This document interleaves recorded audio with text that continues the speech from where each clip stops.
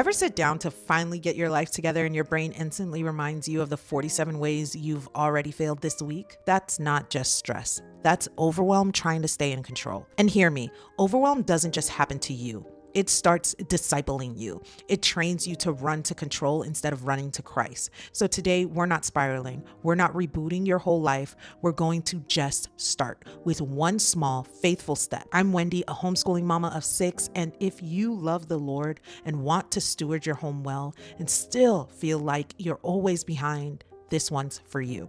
Because overwhelm isn't just a feeling, it becomes a leader. And when you design your life with God, you stop letting overwhelm run the show. I'm going to help you choose one starting point that fits your season so you can stop living in reaction mode and start building a rhythm that actually holds you. And friend, hear this. God doesn't require perfection. He invites you into faithfulness, one step at a time. So before we talk about your starting point, we need to name what's actually happening, because most of us think overwhelm is just a feeling, but overwhelm is more like a voice. And it doesn't just describe your day, it starts directing it. Overwhelm says, you can't start until you have a better plan. You need to fix everything first. If you can't do it right, don't do it at all. And honestly, you're already behind. So what's the point? And when you listen to that voice long enough, here's what happens. You don't move forward. You spin. You make lists, but nothing gets done. You research, but you don't implement. You restart every Monday, but you never build stability. You keep waiting for a calmer season, and it never comes. And friend, that's not laziness. It's not that you don't love the Lord. It's not that you're a messy person. It's overwhelm doing what it always does, trying to stay in control. And here's what makes it so sneaky. Overwhelm doesn't just make you tired. It makes you chase false saviors. It whispers, if you can just get the right system, if you can just get caught up, if you can just feel ready, then you'll finally have peace. But peace doesn't come from control. It comes from Christ. Listen to what Jesus said in Matthew 11:28-30. Come to me, all who labor and are heavy laden, and I will give you rest. Take my yoke upon you and learn from me, for I am gentle and lowly in heart, and you will find rest for your souls. For my yoke is easy and my burden is light. The invitation isn't try harder, it's come to me. Overwhelm says, carry it all yourself. Jesus says, I'll carry it with you.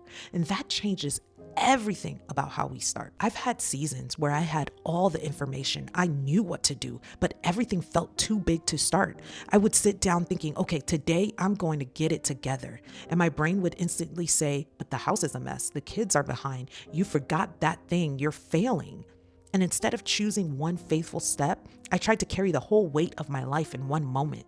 And that's the moment that overwhelm takes the wheel. So here's the check-in question. Is overwhelm just visiting you sometimes, or has it been leading you? You'll know it's leading when you feel paralyzed by options.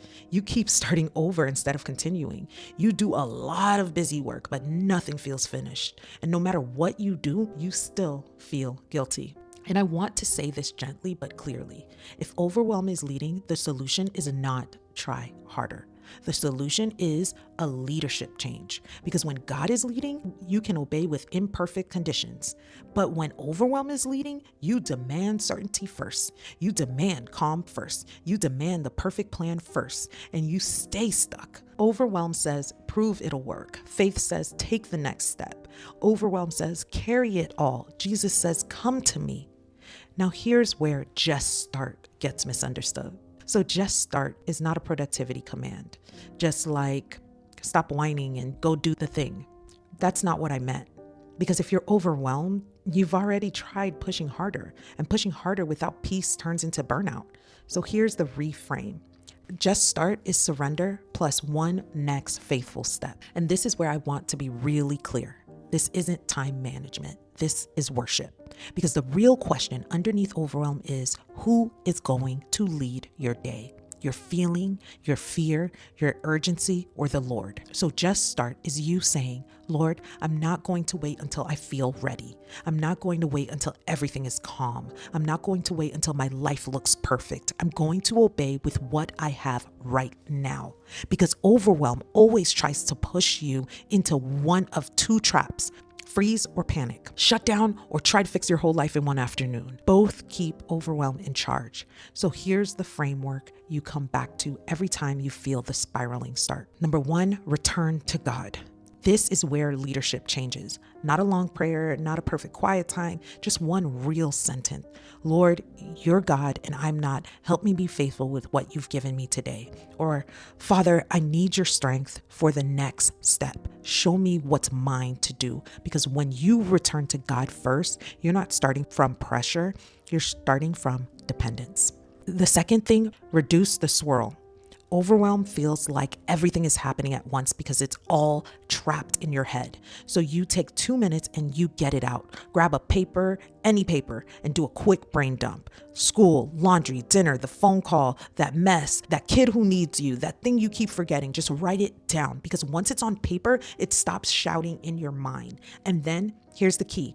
You circle one thing, not 10 things on the list, just one, because just start means we are choosing a starting point, not a master plan. Number 3, you rebuild movement. This is where you set a timer 10 minutes and you do the one thing you circled, not perfectly, not the whole project, just enough to create motion because momentum breaks overwhelm.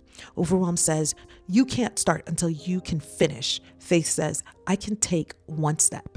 Return, reduce, rebuild. Proverbs 16:3 says, commit your work to the Lord and your plans will be established. Notice it doesn't say have the perfect plan, then the Lord will bless it. It says commit your work, even the messy, imperfect 10-minute work to him and he establishes it. That's the foundation of Just Start. And now we're going to make it even more practical because the next question is obvious. What do I circle? What is my one starting point when I have 50 things that matter? Because if you're a homeschool mom, you don't just have laundry, you have children, lesson, meals, a home, a soul, and everything feels urgent. And a lot of it is. And if you're like me and you don't want to lose all the things that you just brain dump, and you want a tool that holds this rhythm day after day, my home management and homeschool planner is made for that. It gives you space to return to God first, brain dump the swirl, and circle your one starting point for each lane. You can find it in the link below.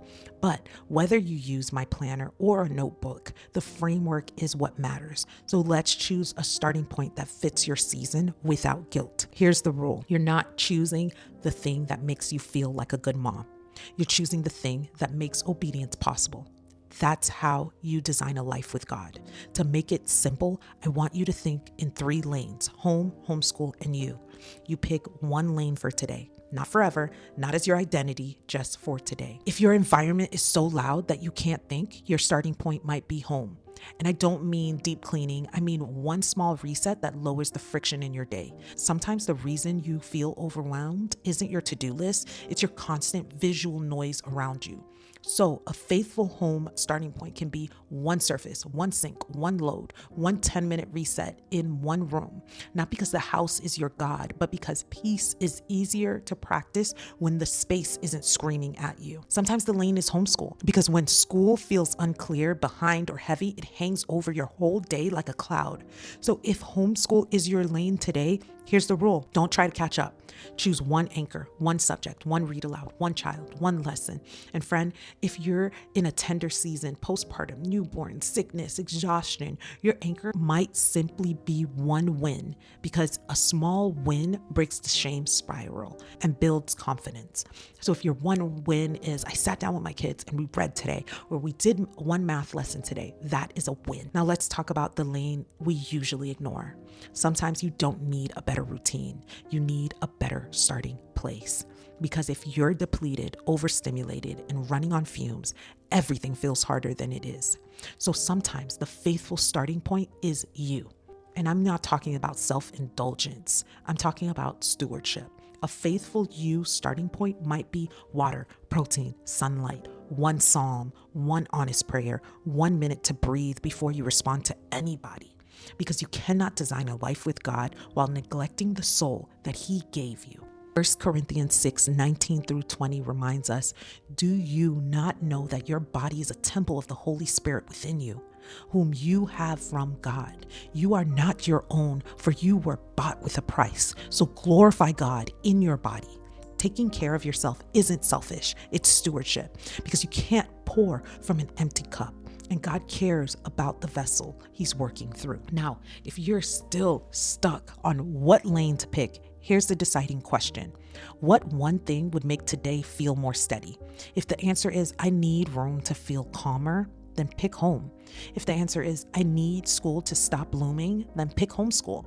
If the answer is, I feel fried and snappy, pick you. And once you pick the lane, you circle one thing, not 10, not a list, one. Because Overwhelm wants you to believe you need the whole staircase, but faithfulness is one step. So here's your assignment. Set a timer for 10 minutes. Do the one thing, not perfectly, not completely, just enough to create motion, and then you stop. Because part of designing a life with God is refusing the lie that you always have to do more to be okay. You can do another 10 minutes later if you want, but the win is this. You started with God leading, not fear, not pressure, not guilt. You returned, you reduced the swirl, you rebuilt movement. And that is what it looks like to just start in faith. And when you miss a day, because you will, you don't restart your whole life on Monday, you return. Lamentations 3:22 through 23 says, the steadfast love of the Lord never ceases. His mercies never come to an end. They are new every morning. Great is your faithfulness. His mercies are new every morning, not because you earned them, but because he is faithful. So you return to God, you return to one faithful step, you return to the lane you need today.